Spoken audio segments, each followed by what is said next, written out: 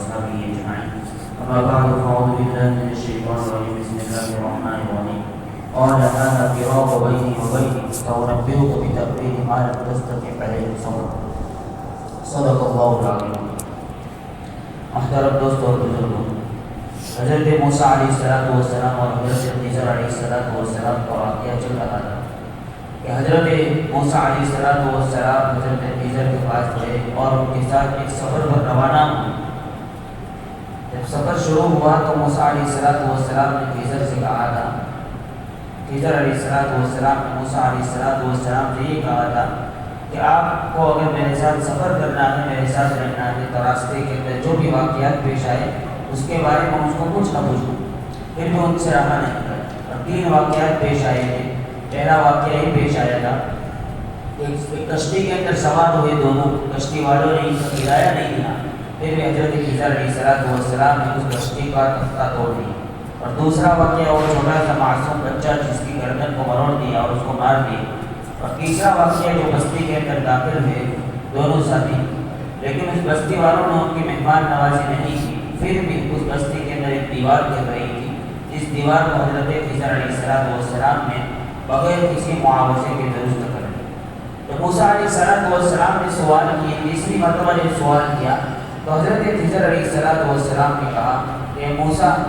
ھذا فراق بینی و بینک، کہ اب جو ہے تمہاری اور ہماری جدائی کا وقت آ گیا، اب آپ ہمارے ساتھ نہیں رہ سکتے، آپ ہمارے پاس سے چلے جائیں۔ موسیٰ علیہ السلام نے کہا کہ میں آپ کے چلا جاؤں گا، آپ کے ساتھ نہیں رہوں گا، لیکن وہ جو 3 واقعات راستے کے اندر ہوئے اس کی کیا حکمت اللہ تبارک و تعالیٰ نے آپ کو کیا بتایا تو اس کے اندر مجھے ذرا وہ بتاؤ۔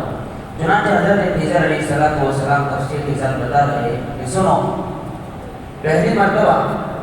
جب ہم لوگ کشتی کے اندر سوار ہوئے اور کشتی والوں نے ہمارا کرایہ نہیں لیا، پھر بھی ہم نے ان کی کشتی کو اس لیے توڑ دیا کہ کشتی یہ سمندر کے اس پار ایک ظالم بادشاہ تھا۔ اس ظالم بادشاہ کی کسی ملک کے ساتھ باقی جنگ چھڑی ہوئی، چنانچہ وہ بادشاہ سمندر کے ارد گرد وہ کشتیوں کو جمع کر رہا ہے، یعنی اس کے ملک کے اندر جتنی بھی اچھی کشتی جاتی ہے وہ لے لیتا ہے۔ اور یہ کشتی والے جو تھے جنہوں نے ہم کو سوار کیا، یہ چند مسکین تھے۔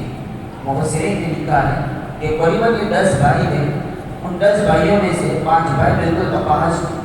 اور بالکل جو دوسرے 5 بھائی تھے وہ کشتی کے اندر کام کرتے تھے۔ ان کا کام یہ تھا کہ لوگوں کو سوار کرتے اور ان سے جو کرایہ آتا اس سے 10 بھائیوں کا گزارا ہوتا۔ تو اگر میں اس کی کشتی کو عیبدار نہ کرتا، اس کی کشتی کو نہ توڑتا، تو سمندر کے اس پار جو بادشاہ تھا اس کی کشتی کو لے لیتا، پھر بالکل اس کے آمدنی کا جو ذریعہ تھا بالکل بند ہو جاتا۔ کہ غریب تھے، مسکین تھی، اب ان کی کشتی بھی بادشاہ چھین لیتا تو یہ بالکل بے گھر ہو جاتا، بے سہارا ہو جاتا۔ اس لیے میں نے ان کی کشتی کو عیبدار بنا دیا تاکہ بادشاہ اس کو لے۔ موسیٰ علیہ السلام نے پوچھا کہ وہ تو سمجھ میں آ گیا۔ اور دوسرا جو واقعہ ہوا تھا، چھوٹے سے معصوم بچے کا کیا قصور تھا کہ آپ نے بغیر قصور کے اس کو مار دیا؟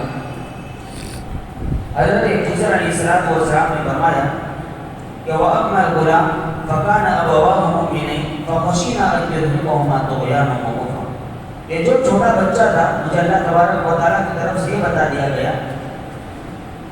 کہ یہ چھوٹا بچہ بڑا ہو کر جو ہے بڑا ہی نافرمان ہونے والا ہے اپنے والدین کا، اور اللہ کا باغی بننے والا ہے، اور اتنا باغی بننے والا ہے کہ اپنے والدین کو بھی خطرہ ہے کہ وہ کفر کے اندر لے جائے، اپنے والدین کو بھی کفر کے اندر لے جائے۔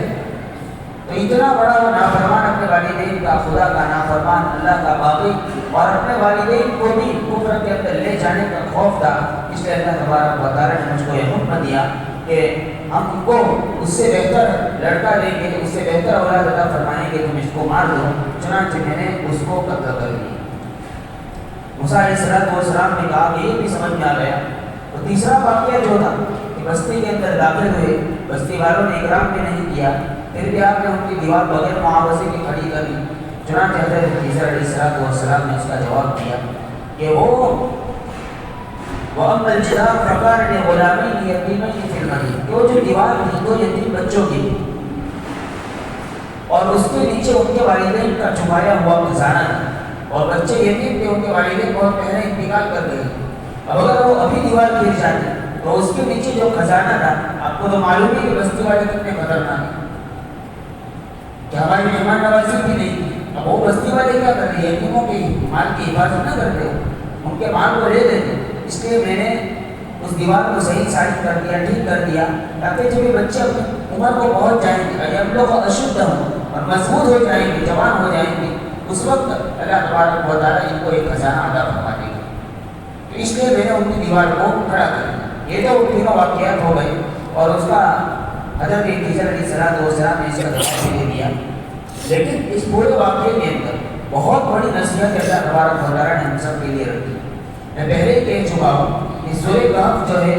یہ فتنے سے، دجالی فتنے سے حفاظت کا ذریعہ ہے. لہٰذا دجالی فتنوں سے حفاظت کا جو سبب ہے وہ بھی اللہ تبارک و تعالیٰ نے اسی صورت کے اندر، اس کے مضامین کے اندر رکھا ہے. وہ کس طریقے پر؟ سب سے پہلے تو اس واقعے کے ذریعے سے ہم کو یہ نصیحت ملتی ہے کہ حضرت موسیٰ علیہ السلام جو یہ اولو العزم پیغمبر تھے، کلیم اللہ تھے، بہت بڑے پیغمبر تھے. اور حضرت خضر علیہ السلام کے بارے میں علماء کا اختلاف ہے کہ مختلف ہی نبی ہے یا نہیں. اگر مان لو کہ نبی ہے پھر بھی اتنے اونچے درجے کے نبی تو نہیں تھے. اس کے باوجود بھی اللہ تبارک و تعالیٰ حضرت موسیٰ علیہ السلام کو حضرت خضر علیہ السلام کے پاس بھیج رہے ہیں کچھ علم سیکھنے کے لیے. کچھ علم سیکھنے کے لیے اللہ تبارک و تعالیٰ حضرت موسیٰ علیہ السلام کو حضرت خضر علیہ السلام کے پاس بھیج رہے ہیں. یہ کیوں بھیج رہے تھے؟ آپ نے وہ کشتی والا جو واقعہ سنا کہ اس کے اندر حضرت خضر کو کس طریقے سے تکمیلی چیزوں کا علم ہو گئے تینوں واقعات میں. تو گویا کہ ایک ایسی نورانیت اور ایسے علم کے انسان کو ضرورت ہوتی ہے کہ جس کے ذریعے سے انسان اچھے اور برے کے درمیان تمیز کر سکتا ہے. ایک کوئی الگ چیز کا علم ہوتا ہے جو اہل اللہ کو اللہ تبارک و تعالیٰ نصیب فرما دے. اللہ تبارک و تعالیٰ اہل اللہ کو وہ علم نصیب فرما دے. حضرت موسیٰ علیہ السلام بظاہر بلکہ حقیقی اعتبار سے وہ بڑے نبی تھے اور بڑے علم والے تھے، لیکن ایک خاص قسم کا جو علم حضرت خضر علیہ السلام کو دیا تھا اللہ تبارک و تعالیٰ حضرت موسیٰ کو ان کے پاس بھیج رہے. تو ہمیں بھی چاہیے کہ ایک خاص قسم کا علم حاصل کرنے کے لیے، ایک نورانیت حاصل کرنے کے لیے اسی خضر صفت اللہ والے کے پاس جا کر اس کے قدموں کے اندر بیٹھ کر یہ علم حاصل ہو سکے. بغیر مجاہدہ اٹھائے اور بغیر کسی اس اللہ والے کے پاس گئے ہوئے بغیر ایسے علم حاصل نہیں ہوتا، اس لیے جانا پڑے. پھر دوسری بات کہ جب موسیٰ علیہ السلام کو کہا گیا کہ ہمارا ایک بندہ ہے اس طریقے سے اس کے پاس علم ہے، موسیٰ علیہ السلام کے سامنے ان کی پوری قوم تھی، پوری قوم کی حفاظت کرنی تھی. لیکن اس کے باوجود بھی موسیٰ علیہ السلام نے کوئی سوال نہیں کیا کہ اللہ ہے میری قوم ہے، ایسا ہے اور میں اتنا لمبا سفر کر کے کہاں جاؤں گا. نہیں، جب موسیٰ علیہ السلام کو ایک ضرورت محسوس ہوئی اس بات کی کہ خضر کے پاس جا کر مجھے ایسے نور کی اور ایسے علم کی ضرورت ہے جس کے ذریعے سے ہم یہ کہیں کہ باطنی چیزیں نظر آنے لگی انسان کو دینی چیزیں نظر آنے لگی. ہم اپنی آنکھوں سے ظاہری چیزیں دیکھتے ہیں لیکن کچھ اللہ والے وہ ہوتے ہیں. ہم نہیں ہیں تو اس کا مطلب یہ نہیں کہ دنیا کے اندر ایسے اللہ والے نہیں، ایسے بھی اللہ والے ہیں جن کو اللہ تبارک و تعالیٰ نے دل کی آنکھیں دی ہوئی ہوتی. دل کی آنکھوں سے وہ لوگ دیکھتے ہیں. تو حضرت موسیٰ علیہ السلام کو اتنا لمبا سفر کرایا اور لمبا سفر کرانے کے باوجود بھی بھیجا اور موسیٰ علیہ السلام نے کوئی سوال نہیں.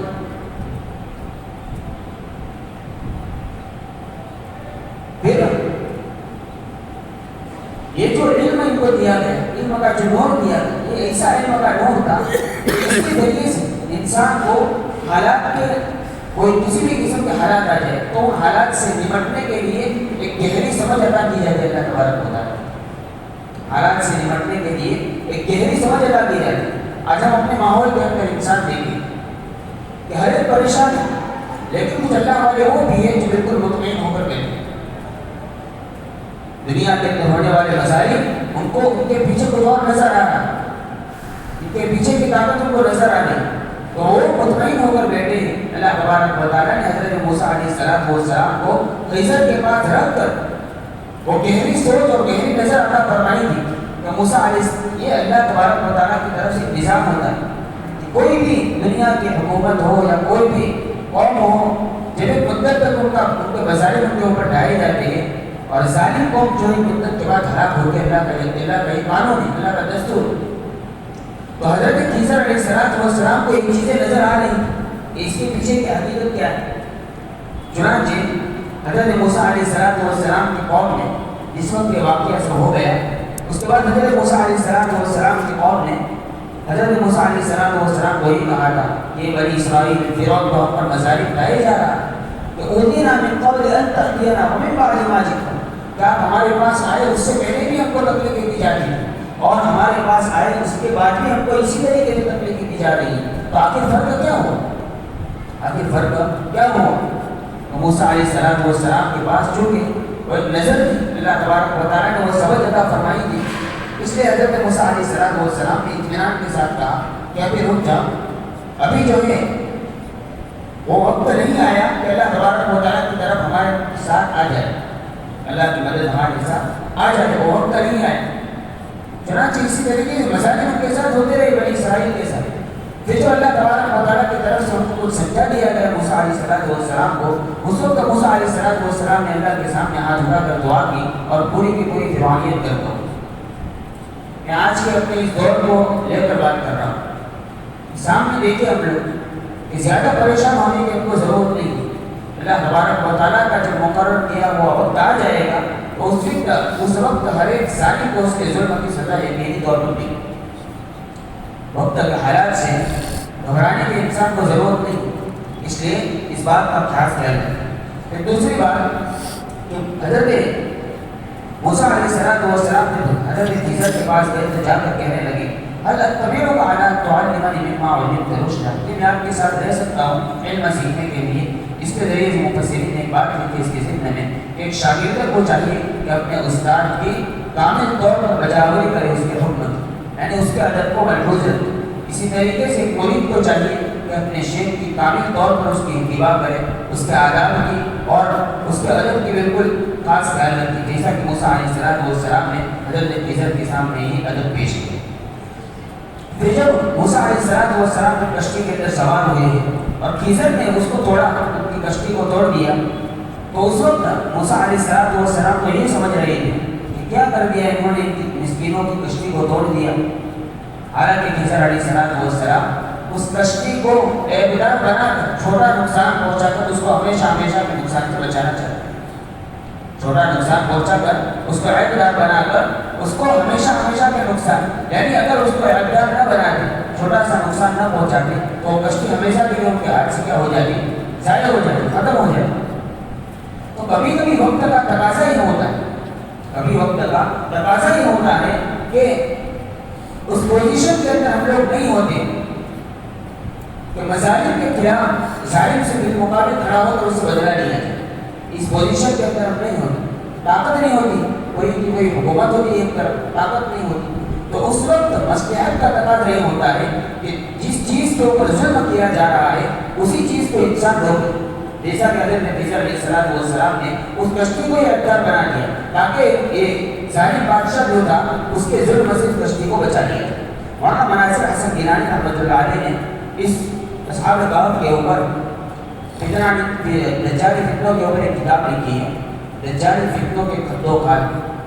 اس کے اندر انہوں نے لکھا ہے کہ کبھی کبھی ایسا کیا جاتا ہے کہ جس چیز کے اوپر ظلم کیا جا رہا ہے اسی چیز کے اندر کوئی ایسا عیب پیدا کر دیا جائے تاکہ ظالم کی نظر اس کے اوپر پڑے گی، اور یہ انسان کو سیکھنا پڑتا ہے، ایسے ہی حاصل نہیں ہو جاتا۔ اس کے لیے میں نے کہا کہ کسی خضر صفت اللہ والے کے پاس جانا پڑتا۔ پھر دوسری بات کہ حضرت خضر کو پتا تھا کہ اس سمندر کے پیچھے اس دریا کے اس پار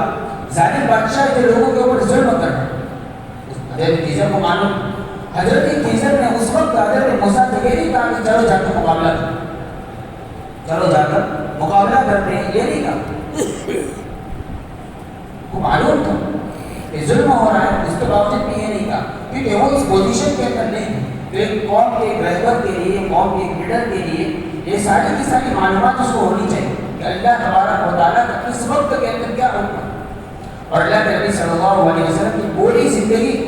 اس بات کی شاہی کہ کبھی تو اللہ کے نبی صلی اللہ علیہ وسلم جو ہے غار ثور کے اندر چھپ رہے، دشمنوں سے چھپ رہے، کبھی اللہ کے نبی صلی اللہ علیہ وسلم شہاب ابی طالب میں ظلم برداشت کر رہے، کبھی اللہ کے نبی صلی اللہ علیہ وسلم جس وقت مکہ سے مدینہ منورہ گئے تو اس وقت جو یہودی قبائل آباد تھے مدینہ کے نگر کا،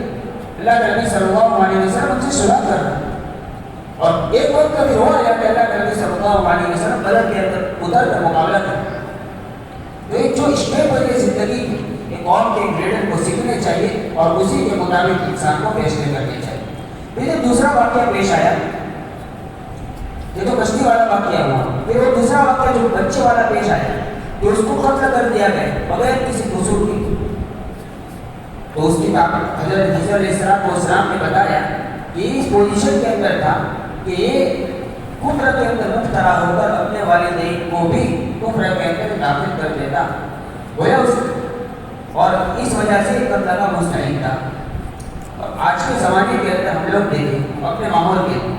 قرآن کریم میں کئی سی کتابیں ہیں کہ جب سے نازل ہوئی تب سے لے کر قیامت تک کے لیے رہنمائی، ہر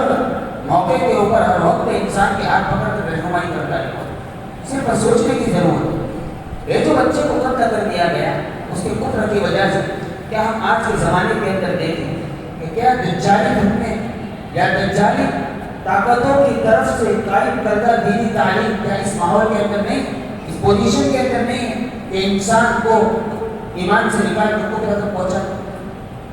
کیا کہ موجودہ تعلیم جو ہے وہ اس پوزیشن کے اندر نہیں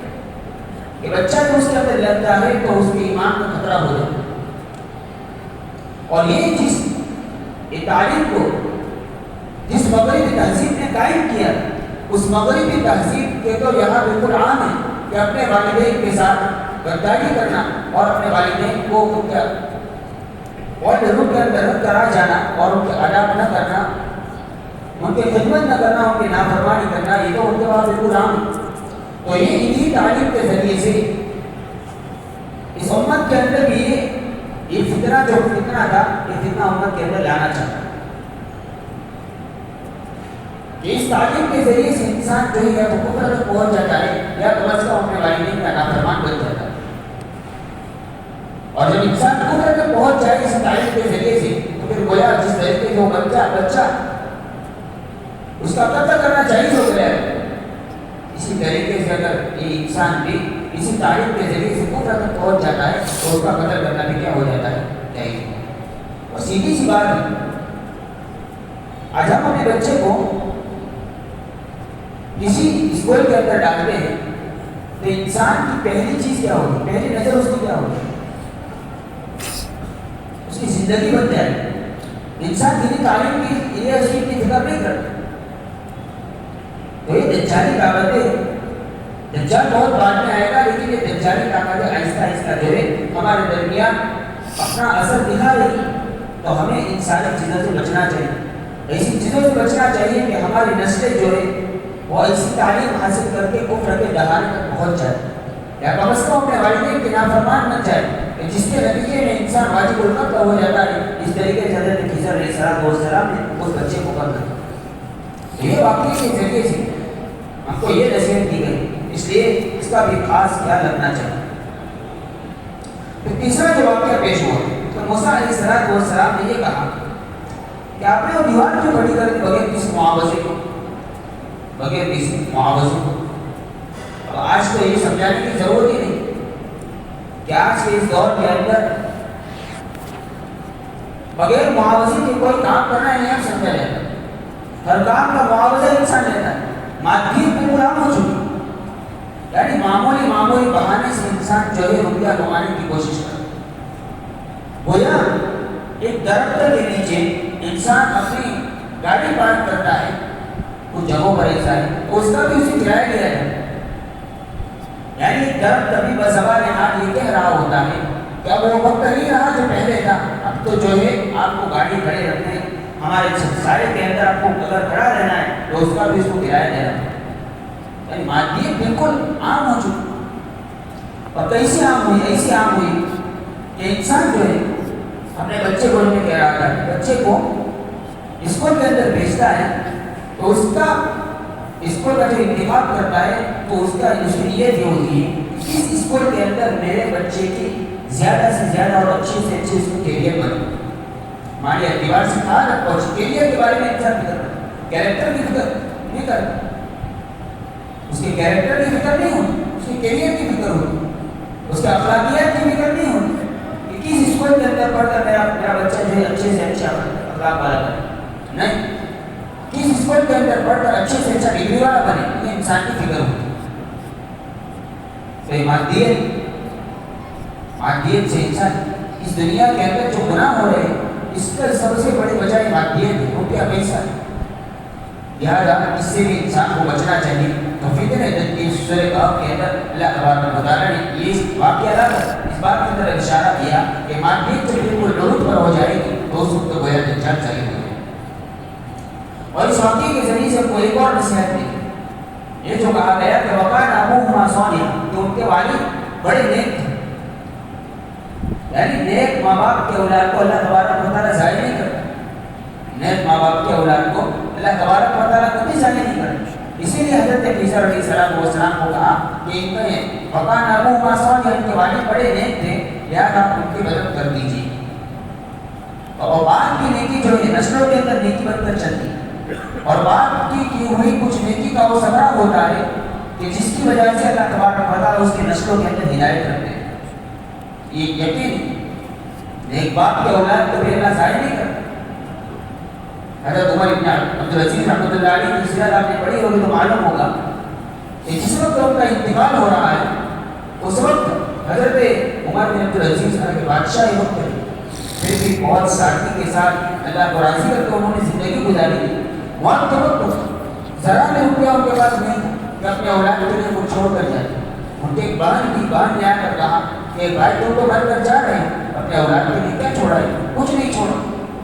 آپ کے اولاد آپ کے بعد کیا کریں؟ اس وقت حضرت عمر بن عبدالعزیز رحمۃ اللہ علیہ نے اپنی بہن سے کہا تھا کہ اگر میرے مرنے کے بعد میری اولاد اگر نیک ہے تو مجھے ان کی کوئی فکر نہیں ہے, اللہ تبارک و تعالیٰ جو ہے ان کا حامی اور مددگار ہو. اور اگر میرے مرنے کے بعد میری اولاد نافرمان ہوتی تو ایسے نافرمانوں کے لیے مجھے ان کی زندگی کی کوئی فکر کرنے کی ضرورت نہیں. بغیر کسی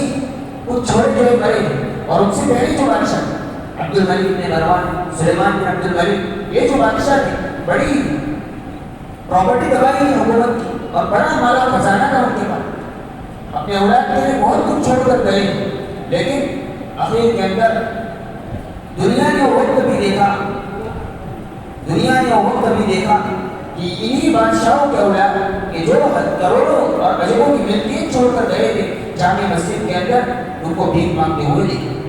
جامع مسجد کی سیڑھیوں کے اوپر ان کے اولادوں کو لوگوں نے بھیک مانگتے ہوئے دیکھا. اور کہا کہ یہ تو تم تو ان کے اولاد میں سے نہیں ہو. کہا کہ ہاں ہم انہیں کے اولاد میں سے ہیں اور یہ مسجدیں ہمارے باپ دادا کی بنائی ہیں. اور عمر بن عبدالعزیز ان کے اولاد کو انہوں نے اسی چھوڑا تھا, لیکن ایک وقت وہ بھی آیا کہ وہ ان کے اولاد کو اللہ تبارک و تعالیٰ نے اتنا مان اتنا خزانہ دیا کہ ایک وقت کے اندر ایک مجلس کے اندر جو ہے کئی سو گھوڑے وہ اللہ کے راستے کے اندر 100 اونٹ اللہ کے راستے کے اندر خرچ کرنے والے بن. تو اللہ نیک والدین کے اولاد کو کبھی ضائع نہیں کرتا. لہٰذا والدین کو چاہیے کہ اپنے آپ کو نیکی کے اندر رکھے کہ ہماری نیکی جو ہے اپنے اولاد کو بھی کام آ جاتی. امام قرطبی رحمۃ اللہ علیہ نے ایک واقعہ لکھا ہے اپنی تفسیر قرطبی کے اندر. ایک مرتبہ ایک ملک کے اندر ایک بزرگ تھے, اس بزرگ کا نام میں بول رہا ہوں. جب ان کا انتقال ہونے, جب وہ زندہ رہے تو اس وقت اپنی قوم کو کہہ رہے تھے کہ میرا وجود جو پوری کی پوری قوم کے لیے امن کا ذریعہ ہے. پوری قوم کے لیے علامہ شبلی رحمۃ اللہ علیہ یہ کہہ رہے تھے کہ میرا وجود پوری کی پوری قوم کے لیے امن کا ذریعہ ہے. جس وقت ان کا انتقال ہوا تو نیلت کے بادشاہ نے بغداد کے اوپر حملہ کر دیا. دجلہ کو پار کرتے ہوئے دجلہ کو پار کرتے ہوئے بغداد کے اوپر حملہ کر دیا. ان کا انتقال ہوتے تو ان کی قوم یہ کہہ رہے ہیں کہ یہ شبلی کا انتقال کہ آج جو ہے ہمارے لیے 2 مصیبتیں جمع ہو گئی. ایک تو شبلی کا انتقال اور یہ اس بادشاہ کا نیلت کے بادشاہ کے ہمارے ملک کے اوپر حملہ کر. تو یہ کچھ اللہ والے وہ ہوتے ہیں کہ انسان کے پاس جا کر وہ نورانیت حاصل کرتا ہے، دلی سکون حاصل کرتا ہے، تو ہمیں بھی جا کر جو ہے ان کے پاس جانا چاہیے۔ آج تو ہر ایک جو ہے اپنے آپ کو یہ سمجھتا ہے کہ مجھے ضرورت ہی نہیں، کیا آگے کیا جائے، ہر ایک یہ سمجھتا ہے۔ تو موسیٰ علیہ السلام اتنے اولو العزم پیغمبر ہونے کے باوجود بھی جب ان کو ضرورت ہے تو ہم کو کتنی ضرورت ہو سکتی ہے، انسان کو سوچنا چاہیے۔ لہٰذا جو ہمیں بھی کسی اللہ والے کی صحبت کے اندر جا کر، کسی خضر صحبت کے پاس جا کر، ہمیں بھی ان اللہ والوں کی صحبت کے اندر رہ کر ایک لمبا زمانہ گزار کر ان سے وہ نورانیت اور ان سے وہ علم سیکھنے کی ضرورت ہے کہ جس کے ذریعے سے انسان پھر اپنی ظاہری آنکھوں سے نہیں بلکہ دل کی آنکھوں سے دیکھنے والا بن جائے۔ اسی علامہ اقبال، شاعر مشہور علامہ اقبال نے کہا تھا کہ تمنا در دل کی ہے تو کر خدمت فقیروں کی، تمنا در دل کی ہے تو کر خدمت فقیروں کی، نہیں ملتا ہے گوہر بادشاہوں کے خزینوں میں۔ یعنی بالکل سادے لوگ ہوتے، حضرت خضر نے کوئی تقریر نہیں کی حضرت موسیٰ کے ساتھ، کوئی تقریر نہیں، لیکن ان کی کچھ ایسی ادائیں تھی کہ حضرت موسیٰ کو ہمیشہ ہمیشہ کے لیے سمجھ میں آ گئے۔ تو ہمیں بھی ان کے پاس جا کر، کچھ اللہ والے ہوتے ہیں، ان کے پاس جا کر ہمیں بھی ان کی صحبت کے اندر رہنا چاہیے اور اللہ تبارک و تعالیٰ سے دعا کرنی چاہیے کہ اللہ ایسے اہل اللہ کو ان کا سایہ ہم پر ہمیشہ ہمیشہ قائم ہو جائے گا۔